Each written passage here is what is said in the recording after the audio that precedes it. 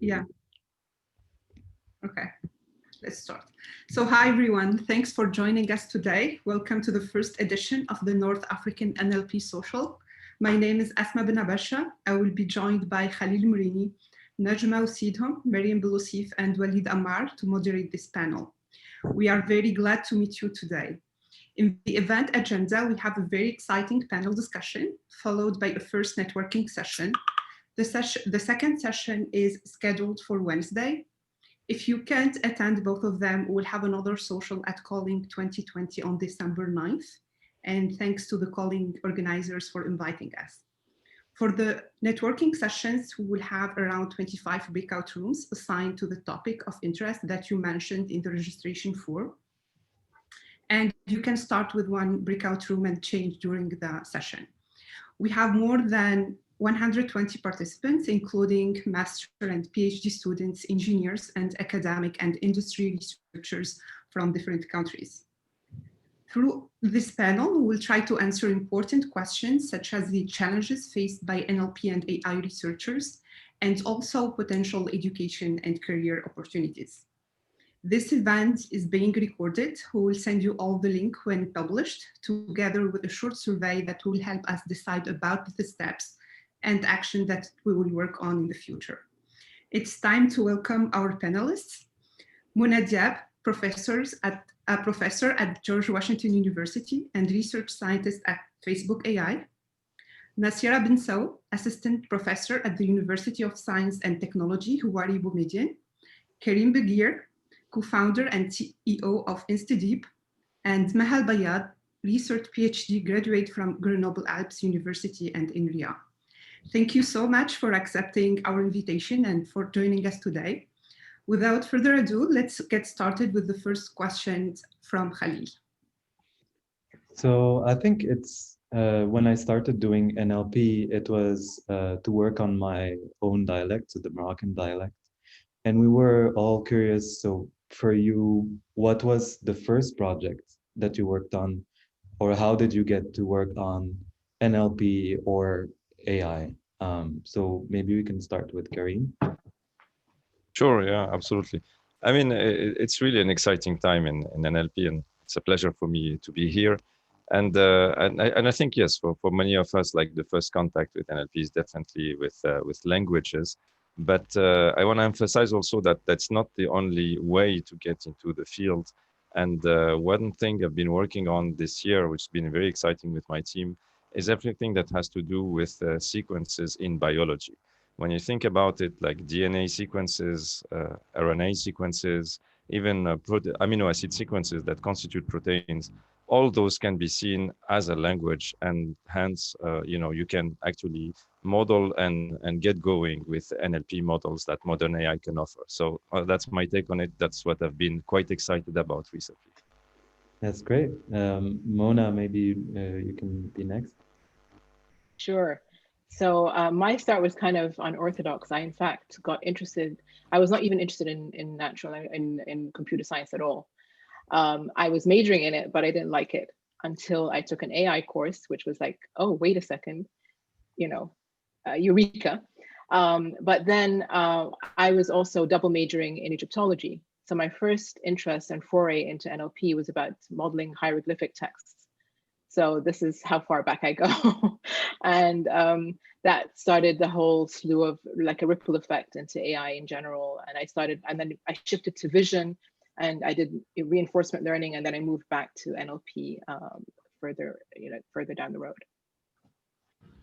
That's great. And I think Maha has also like an interesting story of her own to tell us how she started NLP. Yeah, sure. I mean, as a lot of Moroccans that do class prépa and then go to engineering school in France, I had some introductory AI courses in the second year of Centrale Supélec, which is the school I was studying in France. And there were always some like basic introduction courses to AI, machine learning in general. And I found the algorithmics behind AI very interesting. So in my master internship, I worked on modality matching between 2D images and 3D objects, and the idea of matching modalities in general. So be it transitioning from speech to, for example, all these I find very interesting. So I think back then it was spring 2016, and that was the time where image caption was booming with the release of, I think, Visual Genome, and a lot of work from Stanford lab with Dr. Feifei. So I started looking for PhDs or PhD opportunities on the subject of image captioning, and once I started working with the image captioning, I was more drawn towards the decoder part of image captioning models. So from there, I transitioned to machine translation. So it's like, one subject leads you to another until you find something that you are very interested in. I see. So I think, it's interesting to see that some people moved from AI to NLP and others from linguistics to NLP. Yeah. Maybe Najma, can you translate the question for Prof? Sure. I'm gonna ask the same question Khalil asked in French, because if anybody here is from Egypt or another country who study in university in English, actually in Algeria, Tunisia, and Morocco, we study in French, so it's kind of hard to switch from French to English. So I'm gonna translate to French and then back to English. Professeur Bensaou, quel a été le premier projet qui vous a poussé à travailler sur l'IA et le traitement du langage naturel? Comme je l'ai dit, bonjour tout le monde déjà, et merci pour votre initiative. Moi, je suis venue à l'IA de l'informatique théorique. J'ai fait mon doctorat en informatique théorique, programmation logique par contrainte, puis j'ai travaillé sur l'algorithmique. Donc, quand je suis revenue en Algérie, j'ai fait de la recherche et du développement donc, dans une entreprise. Donc, j'ai créé une maison d'édition dans laquelle j'ai travaillé sur l'algorithmique de texte, c'est-à-dire la construction des moteurs de recherche multilingues dans lesquels on faisait de la recherche approchée. Donc, il fallait développer des structures de données performantes pour cela. Donc, mais tout ce travail était algorithmique et donc il n'y avait pas d'IA et syntaxique plutôt. Donc, on travaillait sur les textes, sur les archives de données, donc les archives de revues scientifiques académiques qu'il fallait numériser, pour lesquels il fallait créer des moteurs de recherche. Et après cela, donc, j'ai fait un doctorat en histoire et philosophie des sciences. Et là, j'étais en arabe, bien sûr. J'ai fait un doctorat donc, en histoire des mathématiques arabes médiévales, donc du 9e siècle, du 9e au 19e siècle. Et là-dedans, toute la science, quelle que soit la discipline, elle est sous forme de texte. Et j'ai appris le métier de l'historienne des sciences, qui est un travail vraiment de fourmi, qui consiste à extraire les connaissances, à extraire les théorèmes, à extraire les concepts, à extraire les idées, etc. Et donc, il fallait faire ce travail. Et c'était aussi le tournant à partir de 2012. Donc, l'IA commençait aussi à donner des résultats. Et ça commençait donc à devenir un domaine de recherche très intéressant. Donc là, j'ai changé mathématiques de recherche à partir de 2012. Donc, et je continue à travailler sur ce domaine. Je suis plus intéressée par le domaine scientifique des sciences arabes dans les textes du patrimoine, alors que ce soit histoire, sciences sociales, philosophie, etc. Voilà. Donc, c'est comme ça que je suis venue à l'IA et au NLP. Professor Bensaou used to work on theoretical computer science, and then she switched to AI and natural language processing after doing a second PhD in history of science and philosophy, because she used to deal with a lot of text in Arabic manuscripts, and she thought that AI and natural language processing was helping a lot in the processing of this kind of texts, and that's how she switched from algorithms and theoretical computer science to AI and natural language processing. Great. Thank you, Najma. Thank you. So my next question is for Karim. Karim, it's sometimes argued that there is no market for NLP and AI applications in North Africa. Do you agree with that opinion? And do you think there is any potential or current market for NLP and AI applications, either consumer or business applications in North Africa? Absolutely. I think there are lots of opportunities. In many ways, the ecosystem is just being built. Where, like, for example, like when it comes to like national languages or even like dialects, we've seen progress in other parts of the world, but we haven't seen yet real applications reaching consumers, reaching companies in the region. And I think in many ways it's due to like the initial limitation we start with, but this can change very quickly. So I can see, a great future for North Africans that can tackle those problems and bring products and bring initiatives to the community. And in many ways, I think for the audience today, like this is really a call to arms. There's so much to do, and we are uniquely positioned to do it. Like, all of us, whether we are in North Africa or working or studying abroad, we have the wealth of knowledge and expertise to make this happen, but it hasn't happened yet. I would think that 3 years further down the road, this would be very different from today. And we have to organize ourselves. So what I'm excited about is seeing like new startups emerge, but also like bottom-up style opportunities. I'm a steering committee member of Deep Learning Indaba. It's the largest machine learning organization or community in Africa.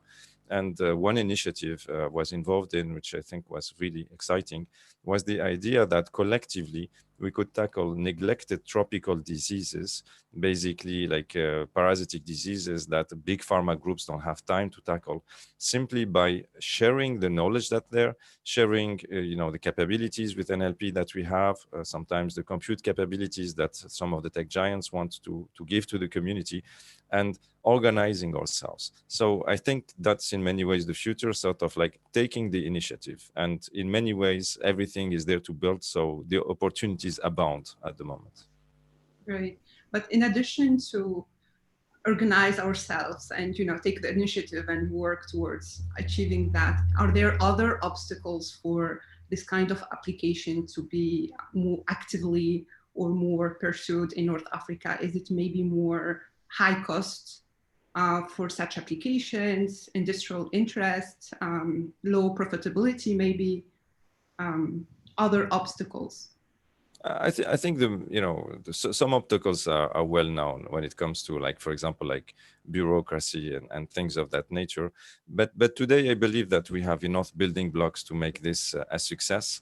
For example, like it's much easier now to fund interesting startups or projects. There is a whole venture capitalist community which is willing to do this, and also like researchers share knowledge through communities.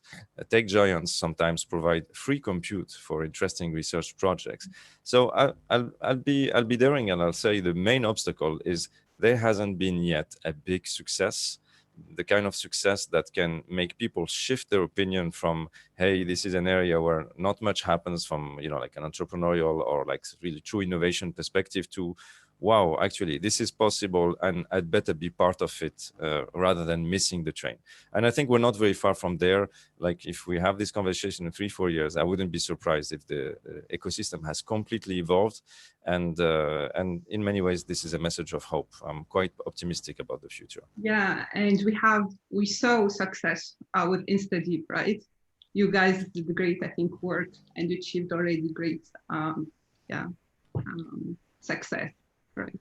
So we hope it's just the beginning, hopefully. And we hope also that many young talents in the region really believe that this can be achieved. This was like when I co-founded InstaDeep, we literally started with 2 laptops and $2,000. We didn't think that it was possible one day to collaborate like we do today with DeepMind, with like researchers from the whole world. And so if we can do it, probably anybody in this audience can also. That's true. That's very true. Yeah. So Najma, I think you have a question. Oh, sure. So the following question is for no, it's the question. Yeah, go ahead. I think the third question. Yeah, so I was going to ask the third question. So I'm going to ask the third question to Professor Bensaou. I'm gonna again say it in French and then translate it to English. So, Professeur Bensaou, quels sont les problèmes auxquels vous avez dû faire face en travaillant sur les langues nord-africaines, surtout du fait que vous habitez en Afrique du Nord? So, what are the challenges, what are the obstacles that you faced when working on, as an NLP researcher in North Africa, when working on North African languages? Bon, le problème numéro 1, quand on a commencé, c'était le problème de la disponibilité des données, donc les corpus de données en arabe. Ça a été un problème depuis le début, depuis 2012 pratiquement, et jusqu'à maintenant, ça continue. Comme on avait voulu travailler sur la langue arabe, donc, le premier travail que je voulais faire, c'était sur la traduction automatique et je voulais traduire de l'arabe vers l'anglais ou vers le français. Et à ce moment-là, il fallait avoir les outils du NLP pour la langue arabe. On n'a pas trouvé. Et les datasets, évidemment, ils sont payables. Donc, moi, j'ai écrit à beaucoup de personnes. Et puis c'est toujours payant et notre université ne paye pas ce genre d'outils ou ce genre de moyens. Donc, alors on tourne un peu à un moment donné et puis après on a changé la question parce que l'intérêt c'était de travailler sur la traduction automatique. Donc on a inversé le sens de la traduction où le langage source c'était l'anglais et on a fait un traducteur de l'anglais vers l'arabe. Pour pouvoir comprendre un peu les problèmes qui se posent et proposer des solutions. Et quand on a travaillé de l'anglais vers l'arabe, on n'a pas eu de problème, bien sûr. On a trouvé les corpus, on a trouvé les outils, on a pu faire un premier travail. L'année d'après, on a voulu travailler sur l'arabe. C'était la même chose. On avait besoin d'assets, de corpus qui soient annotés de la langue arabe. Donc là aussi, moi j'ai écrit à beaucoup de professeurs, de chercheurs qu'on trouve sur Internet. Alors soit ils ne répondent pas, soit ils vous orientent sur un organisme où il faut payer.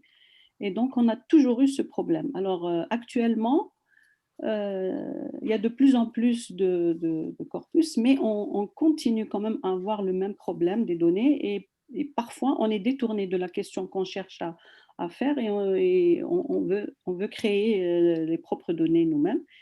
Et là aussi, c'est pas évident. On a vraiment des problèmes difficiles parce que même pour créer un corpus et faire de la notation, il faut payer les gens. Et donc, voilà, donc c'est toujours des problèmes économiques. Et voilà, ça, c'est le premier point. Le deuxième point aussi,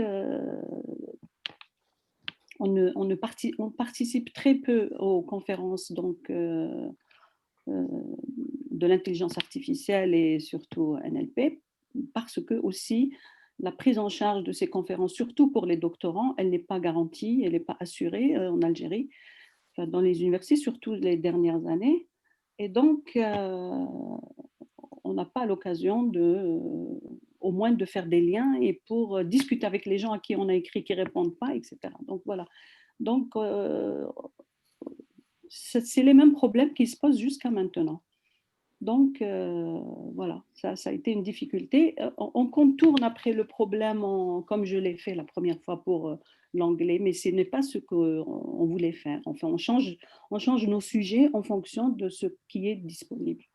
Voilà, donc j'espère, c'est pour ça que je suis venue à cette réunion-là, parce que j'espère que ça pourrait nous apporter quelque chose, ça pourrait nous aider au moins dans cette direction. Voilà, donc ça c'est le premier obstacle. Puis il y a aussi les temps de calcul. On n'a pas les machines qu'il faut. Actuellement, les étudiants travaillent sur les outils qui sont offerts par Microsoft ou bien par Amazon, etc., avec des durées de temps de calcul limitées. Mais c'est déjà une solution que les étudiants utilisent, bien sûr, parce que c'est la seule. On a tous des PC, mais pas pour faire des applications qui seront publiables dans ACL. Voilà, donc c'est aussi ça. C'est toujours un problème, on va dire, économique. Voilà. So we're taking turns, Meriem and I, in translation. You can go ahead, Meriem. So I'll actually translate this one. So what Professor Bensaou said is like, there are 3 points and 3 problems that basically she mentioned. The first one is the availability of data. So she mentioned that they started working on machine translation in 2012 and they wanted to work from Arabic to English, but they had a lot of problems finding corpora. A lot of corpora was actually paid. So there are a lot of corpora by LDC, for example, which is paid, so you cannot get it, and it's too expensive to get. And then there's also, they wanted to actually build their own data, but that also takes a lot of, like, that needs a lot of money because you need annotators for that. And then basically they switched from English to Arabic to English, from English to Arabic. And then it was actually easier to find some data for that. And they wanted to work on Arab. So basically one problem in, so it's one specific thing for Arabic grammar, but that there's absolutely no data for working in that as well. So data is like a major problem. So the second problem that Professor Bensaou mentioned is not being able to attend conferences and participate in international conferences like ACL and Khalil and EMNLP. And students don't have enough, there's no enough money to actually attend these conferences. Even if you have a paper there, so it's not really available for people from like working in North Africa, it's too expensive. And the third problem is there is no hardware available for people to work. The hardware is too expensive to have GPUs to work on deep learning and things like that. So it's actually super expensive to get hardware. So the students, they try to find a way to like using like Amazon, but there's still, it's limited and they cannot have enough to run big calculations. And so basically, to summarize all that, what Professor Bensaou said is for each of these problems, they switch the topic. Instead of working on what they love the most, they actually switch to work on what they can. And this is the problem. And maybe in parallel, I'd ask Professor Monadia what were the main challenges when she worked on North African languages. It's going to be a bit different, but yeah. So I'd like to second what everything Nacéra said and add to that. I think I just want to weigh in on the previous question as well. Add to that, I don't think we do enough evangelism about NLP and its relevance and importance in people's lives. It's still considered and still perceived as a niche area, unfortunately, within like it's a sub area.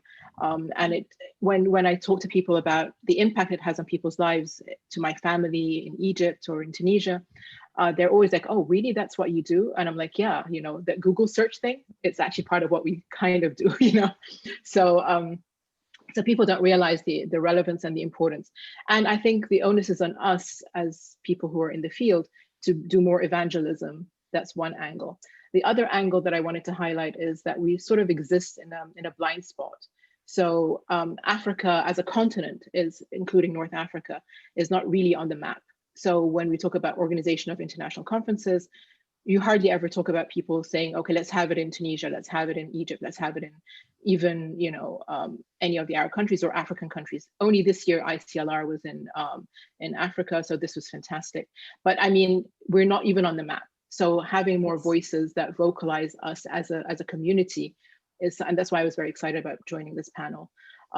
So adding more, you know, like here we are, we exist, we have a voice. Yes. So now in terms of the challenges, so I'm going to talk about this from a technical perspective. I think the biggest challenge, and I think this is something that could inform even NLP at large, not necessarily only for North African languages or African languages, is actually the problem of code switching. I think that's a very, very pertinent problem.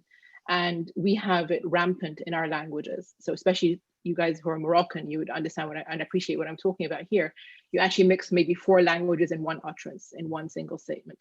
So, and I'm very cognizant of that, you know, and plus the faux amis that exist all over the place, you know, like I think that I understand you and you're like, you're speaking Tunisian and I'm like, yeah, I get it completely and I'm completely off, right? So, because I think I understand you because you're using words that I've seen before, but they have a completely different connotation in my dialect. So one other aspect that I'd like to highlight as well is that we should own this problem as people working and people who are native speakers of these languages. It should not be left to, I mean, I come from the West, but I'm of Arab origin, obviously. And this is something that I evangelized early on in my career, like back in 2005 and so on. But there is a misperception in our communities that when you speak or you address the dialect, you're actually denigrating Arabic. And this perception needs to change. So we need to actually, you know, this is the reality, this is the landscape, this is what people speak. Language is a biological phenomenon. And making sure that people understand that and recognizing the importance of it and how it affects their lives in a very direct way. I mean, you look at social media today. So evangelizing that you keep using the word evangelizing, I think that's a very important part. That's basically us going out and, you know, the onus is on us. I mean, us being this community. So, so I think from a challenge perspective, technically code switching is a big problem and it's rampant throughout all our applications. Whether you talk about machine translation, summarization, you know, basic enabling technologies, it's across the board. So I'm going to leave it at that as the biggest thing. Okay, thank you so much. Yeah. Yeah. So yeah, that was great. I think what's blocking us many PhD students is that from working on it is also the resources, working on North African languages, the resources, and also trying to, given that the attention of the community shifts so fast towards like newer subjects. So on this topic, I think for many of us, including Maha, who did like their PhD during like a period during which like publications for NLP were skyrocketing. So I wanted to ask you, Maha, what is like with like this much literature and like the popular architecture or the ubiquitous architecture changing like every 2 years or during a shorter period? How did you catch up with the literature? And like, does like, for example, if something changes this fast, how does it influence your research during your PhD? I see. Well, basically, I think as any PhD students, the first like 6 months of your PhD, you start doing like literature review, reading a lot of papers to get the gist of the field. So I think, so after that 6 months, you had still to stay up to date. So basically for me, when I started, I was working on image captioning. So it was both keeping track of what's happening in computer vision community as well as the NLP community. But after a while, I dropped computer vision and sticked with the NLP.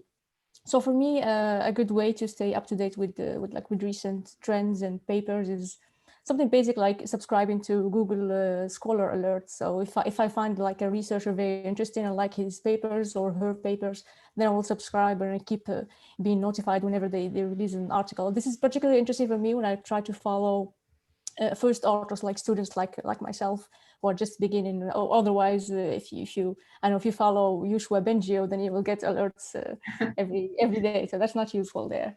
I was also subscribed to Archive email digest, but that's also not very clear or easy to read. So I switched to Archive Sanity Preserver, which is a great tool from Karpati, where you sort of build your own library of papers. And you get recommendation of papers that are similar to what you have already in your library. So that's good for keeping up with the recent as well as old papers that maybe fell when you didn't notice or that you forgot to read or something like that. What I do also to keep, I mean, something like whenever there's a conference like EMNLP or ICLE or any conference proceedings, I try to at least read all the abstracts. And then whenever I find something interesting, I will read the paper in details. I think a lot of researchers always recommend to read like a lot of papers superficially instead of just reading a few papers and focusing on reading every detail of the paper. So that's a good way to keep up to date with what's new in the field. A good way to also keep track of what's happening is reading groups. We don't have many of them here in France compared to the US, but we are seeing a lot of new reading groups in every university here in France, or sometimes you can find reading groups we have in France here where you can find multiple labs in different cities of France that collaborate and recommend the papers to each other. That's a good way to discover new papers. I mean, there's also like newsletters like the Sebastian Ruder newsletter, which is very interesting sometimes to keep track of what's happening either in academia or also in private labs and companies. And podcasts, I guess Wadi does a good experience with the NLP highlights, so you can keep track of podcasts and listen to people's experience and whatnot. So that's how to keep up to date with that. The second aspect of your question is how to deal with that when you're doing research. So I think for me, what I try to do is try to work on two different projects. So you have one project where you try to just, so like a sort of low-hanging fruits. We just try to propose some incremental improvement over existing architecture. So something that you can whip up quickly and release a paper, but that still requires some resource to do so. But that's one way to propose some new slight improvements of existing architectures.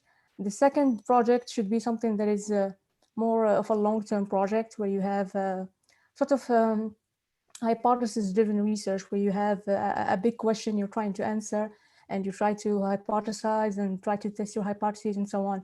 So when you have that long-term project, you can like breathe and take some time to do your research easily and try to maybe break with the existing paradigms. So for me, I try to manage the two aspects. So try to benefit from the trends, but also keep track of what's important to you. That's very interesting. I think many PhD students would be hesitant to have first two projects together. And when you have like one that you may not be so sure about, like what's its chances of getting accepted, let's say.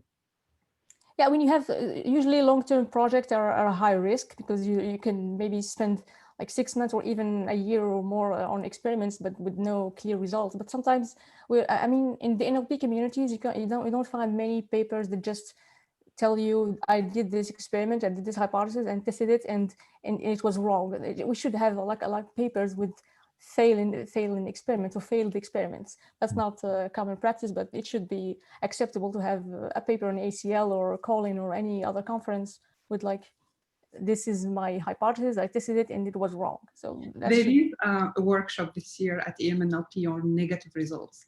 Okay, that's good. And the short-term projects are maybe for some PhD students, especially here in France, we have only 3 years. And for this, during these 3 years, you should build your resume with papers. So it's not like, I think in the US, it's like 5 years. So you're more likely to get more publications compared to here in France, where best case scenario, you have, I don't know, 6 publications. And this resume will allow you to continue either in academia or have a good research position in a company or anything else. So that's a tough way to balance between what's more interesting, what's good research, what's good science, and then what's more like engineering and tinkering with the existing architectures. But that's very good approach, actually. Yeah. Meriem? Yeah, so the next question is for Professor Bensaou and for Karim. So, la prochaine question, c'est pour vous, Professeur Bensaou. Donc, je vais commencer par la poser en français puis en anglais. Donc, la question, c'est quelles sont les opportunités en IA et en traitement du langage naturel en Afrique du Nord, en dehors du milieu académique? So, the question is, what are the current opportunities of NLP and AI research in industry and academia in North Africa? And, yeah. Difficile la question. Je pense que vraiment dans le domaine de l'IA, les opportunités de travail spécifiquement dans l'IA commencent à peine en Algérie.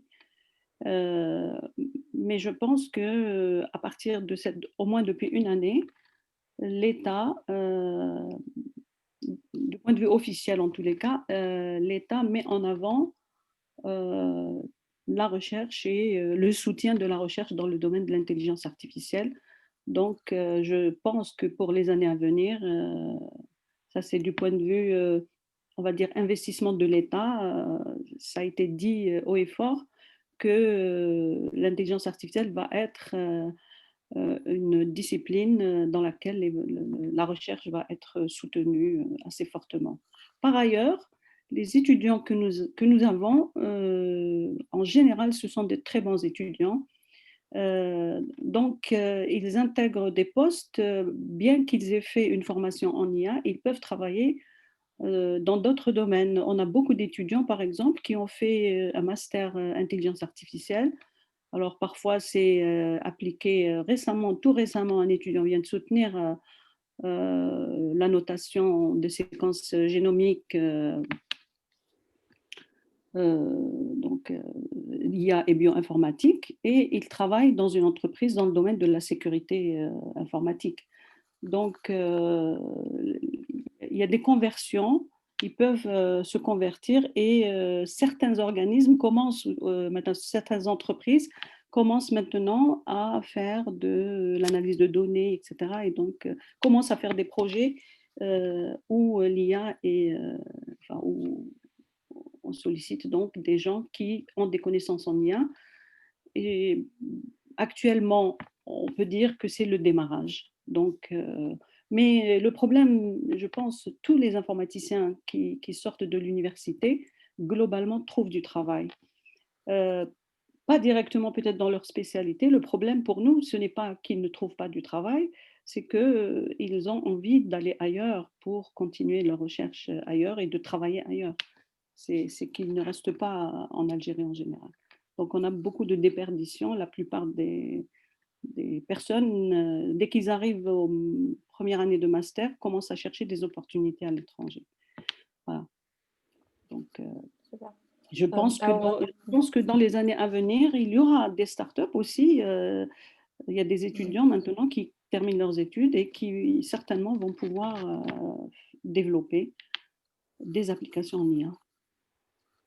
So according to Professor Bensaou, the opportunities in working in AI in industry in Algeria are just starting. So basically, usually even students who are really brilliant sometimes end up working in other specialties. So the thing is that she believes that the students are brilliant, but they are also interested in going in other places to do research or to work in things they like. But according to her, the official position of the government, at least in Algeria, is like they are claiming that they're going to investigate in research. So maybe there will be more investment in AI research. And also, it's going to take some time, according to her, because it's just started, like data analysis, startups, and interest in AI. So it's going to take some time, but it's getting somewhere, at least in AI. So that's basically overall what she said. Yeah. Now the same question for Karim. Do you want me to remember to repeat the question? No, that's fine. I remember. So I was saying, like, I agree with Professor Bensaou first about the talent in Algeria, in North Africa in general. We have very talented young engineers and researchers. And now the question is, like, what's the opportunity? Where to go? And I'll remind everybody of something which is quite obvious, but AI is really a triple exponential. Like, data is growing exponentially, compute power is growing exponentially, and even the algorithms themselves are growing exponentially. So you want, if you are a young engineer or researcher, you want to go to work in an organization that understands that AI is a triple exponential, that it's moving fast, And so if you think about it, like what are the organizations that really understand this and are currently moving fast on this, it really is like, it's like new AI startups in North Africa. And there is like an ecosystem which is growing now. I mean, InstaDeep now we have more than 100 employees and we're hiring talent in NLP and AI, but we're not the only one. Like another example in Tunisia, for example, is iCompass, which is focused on NLP and dialects and like local languages. And you're gonna see many more. I wouldn't be surprised also to start to see great success stories from Morocco, Algeria, from literally every country in the region. So if you are in the region and you're thinking about potential opportunities, I think there is a pretty unique opportunity at the moment. And, we mentioned, Professor Bensaou mentioned that, many young talents, the only thing they think about is actually leaving, going to work in Europe or to the US. And I do believe that there is an opportunity to build the ecosystem, which is pretty unique now in the region.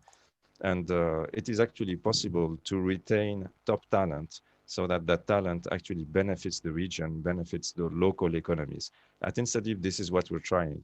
We've had staff in our team actually get offers from Google and others, and yet decided to stay with InstaDeep in Tunisia. And we're quite proud of that. So it's possible actually to create enough incentives and to keep our talent working for the region and to the benefit of the region.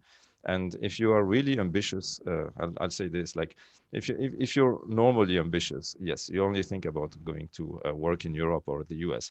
But if you are very ambitious, it's about building the ecosystem today, and the sort of like potential that this has dwarfs everything.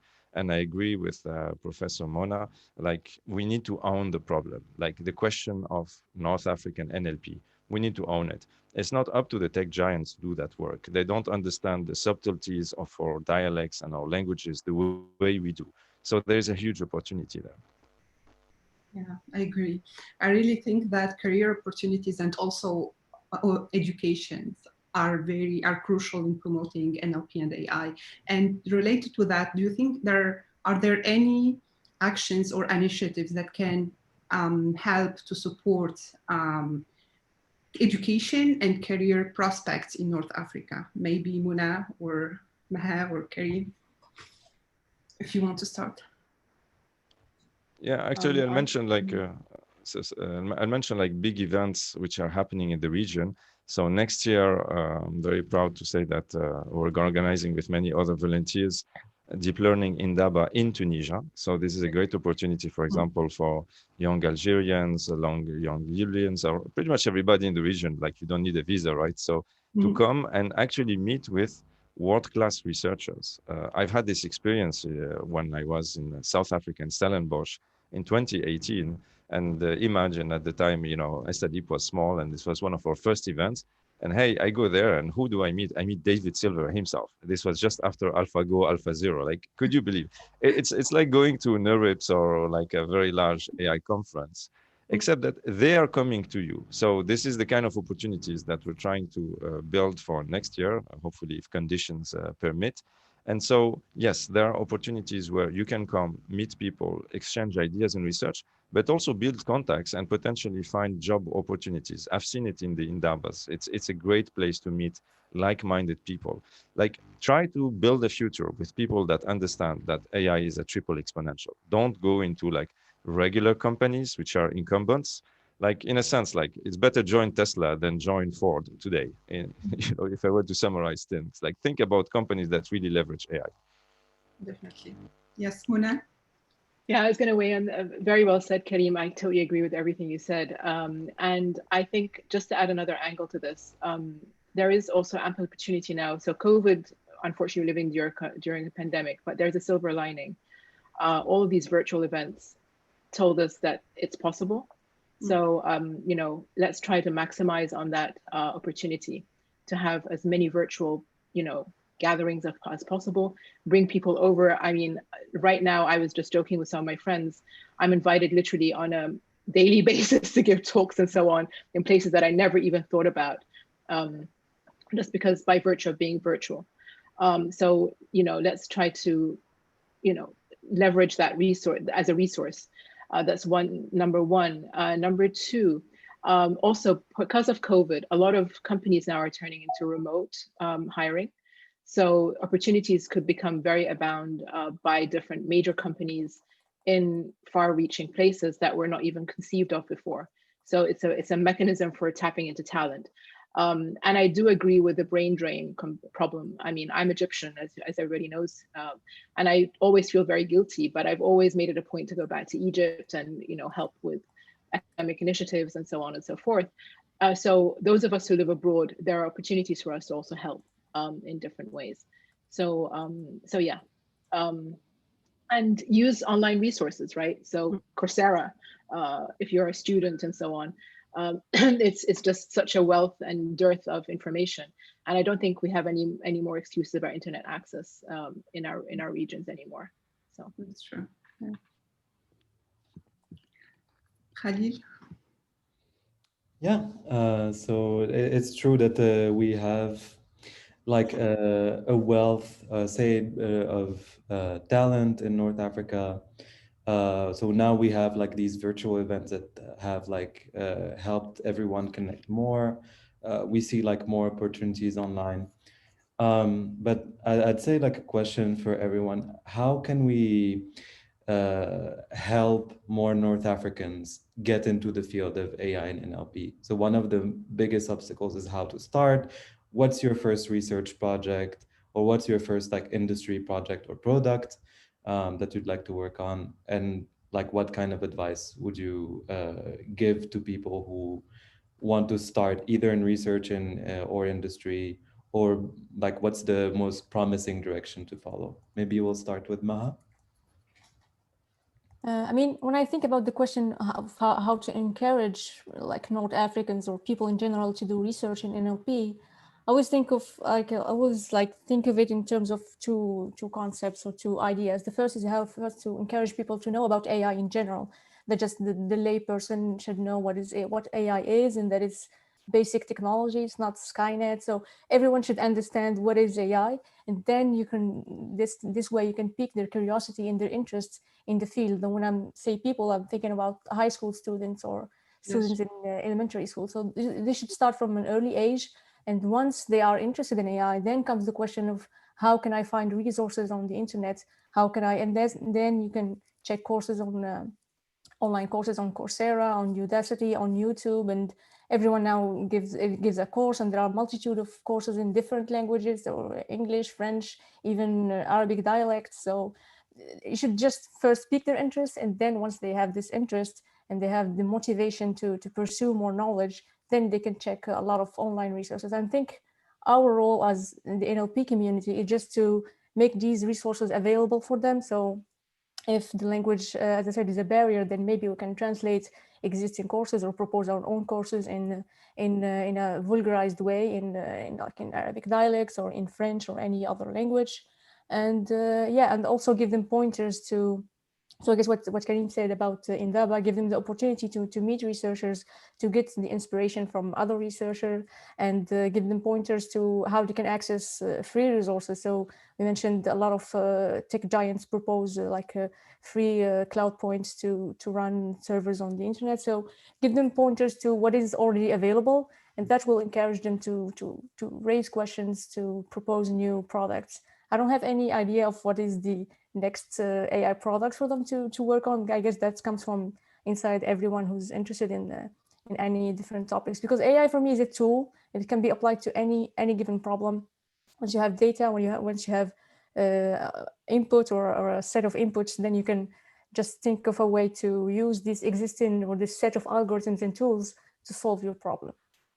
I think that's absolutely correct. So you have like if you want to make people interested, they must first get like a first exposure in a very early way. So like if we can reach out to high school students, that would be very useful.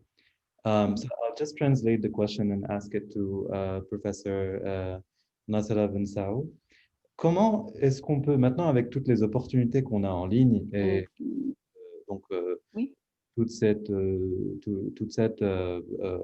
richesse de ressources sur lesquelles comment apprendre à faire le traitement automatique des langues, comment apprendre les algorithmes d'intelligence artificielle. Comment est-ce qu'on peut encourager ou exposer davantage de Nord-Africains à faire de la recherche ou de construire des produits pour des compagnies en traitement automatique des langues ou en intelligence artificielle. Du moins, je parle plus particulièrement de l'université où je suis, peut-être de l'Algérie un peu parce que je ne connais pas les problèmes dans les autres pays, mais je pense que c'est à peu près les mêmes. En tout cas, en Algérie, dans l'université où je suis,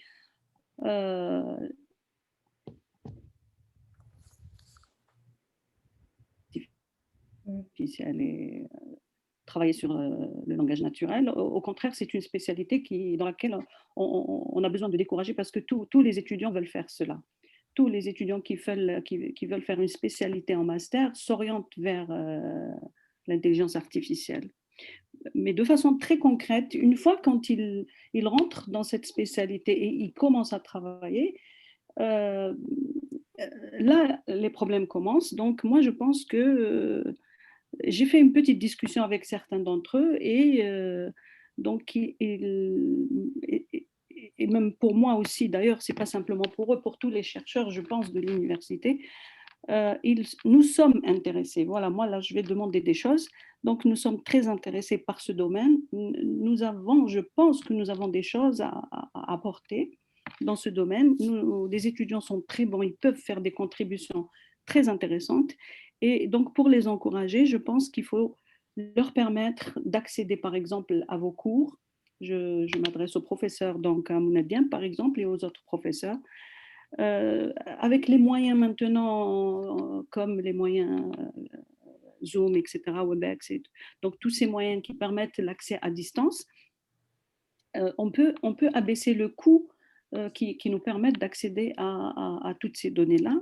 Donc, on aimerait bien, par exemple, pouvoir accéder aux cours, aux séminaires, les outils de travail. On aimerait bien savoir, par exemple, les modèles avec lesquels vous travaillez, comment vous travaillez.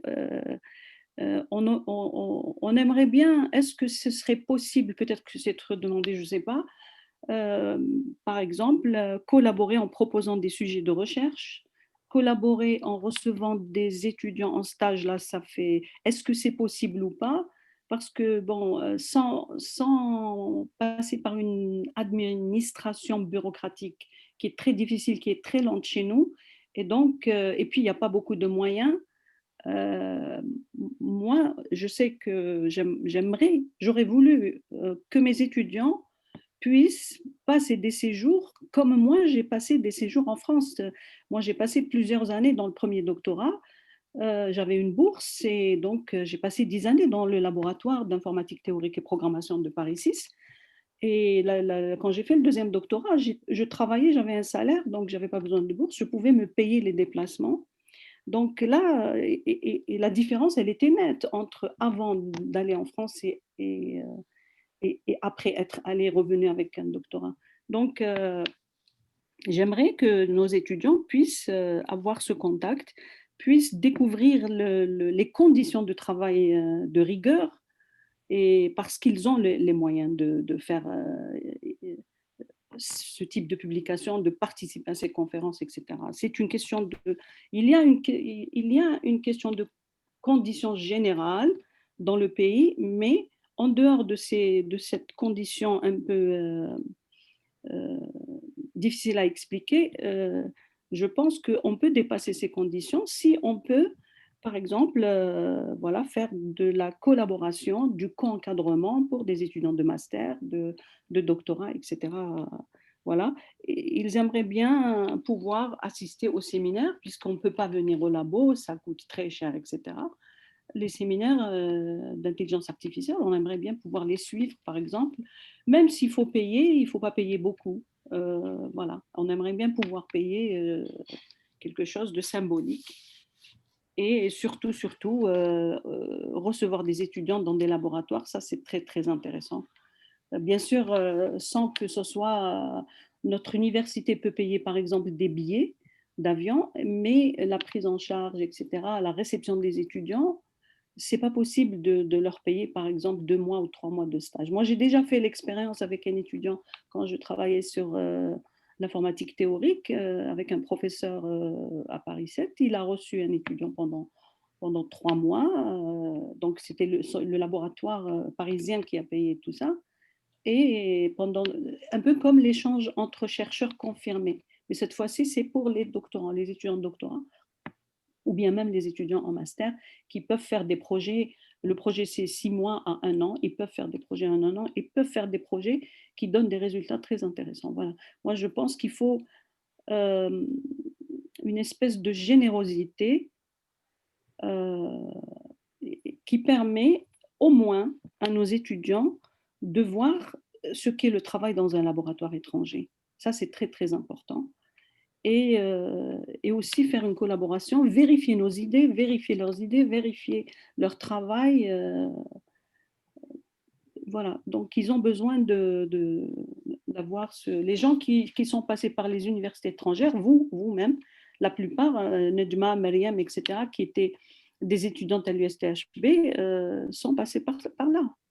Donc elles connaissent, je pense que toutes les personnes qui ont organisé ce panel, donc je pense qu'ils connaissent à peu près la situation avant qu'ils ne partent à l'étranger et la situation maintenant qui sont aux États-Unis ou qui sont en Europe et comment ils ont évolué. Donc il faut, en étant un peu réflexif et revenir sur soi-même, je pense qu'on peut comprendre la nécessité d'aider les gens, non pas à partir définitivement, parce que moi je ne militerai jamais pour un départ définitif, mais permettre aux gens de faire des séjours courts plusieurs fois, par exemple.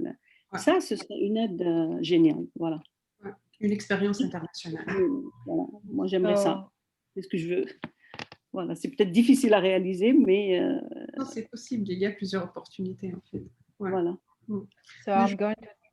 So I'm going to translate the main points. I think it's been so there have been a lot of examples given in what Professor Bensaou mentioned, but the main points were the fact that actually what could help, at least from people who are established in other countries, is the fact to collaborate with people who are already in North African countries and to host them, for example, for an internship, or so that at least they would see or they would have an experience of what it's like to work in a research lab that isn't in their home country, and to actually contribute with the talent that they have.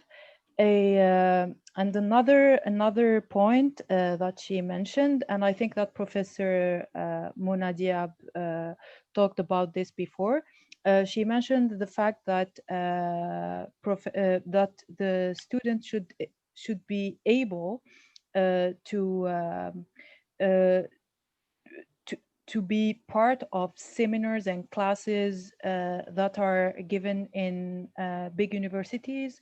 And as Professor Mona Diab said before, now with COVID, it's possible with Zoom and all the other platforms.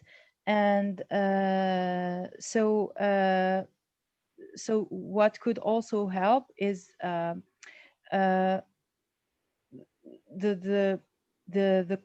think I mentioned that the collaborative projects, but yeah, mainly these were the points that were mentioned.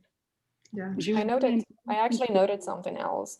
So okay, what I think that Professor Bensaou started saying was because je viens loin, est-ce qu'on peut aussi organiser des conférences dans des pays proches, au Maghreb, par exemple, Maroc, Tunisie, Algérie. Ça aussi, c'est pour le coût de déplacement, pour les frais, pour tout ça.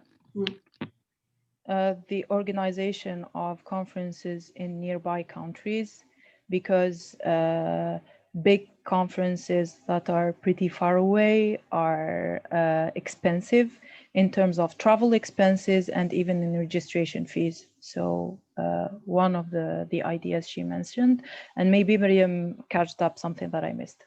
Go ahead. Actually, something else. I think it's also for us to get visas to everywhere in the Indeed, West. yes. Also another problem that is that we face. And something else that Professor Bensaou mentioned before is that at least in Algeria and at USTHB, the university that she works at, they're actually pushing students away from doing NLP. There's actually high demand for students to do NLP. So students are motivated and the students have a lot to contribute with. It's just that there are other problems that, like Professor mentioned and Najma translated, which are basically which should be the focus for at least for Algeria. And I guess, yeah. Thank you so much. Thank you, Nacéra, Muna, Maha, Karim. It was very interesting discussion. It's time for our first networking session. For those who are going to attend it, please make sure to use the Zoom link that you got by email and to upgrade, if needed, the Zoom version to 3.5 or higher to be able to join the breakout rooms. Thanks you again, everyone. And yeah, see you later if you are going to join the session. Bye. Take care. Thanks a lot. so much. Bye, Bye-bye. everybody. Thank you. Bye-bye. Bye.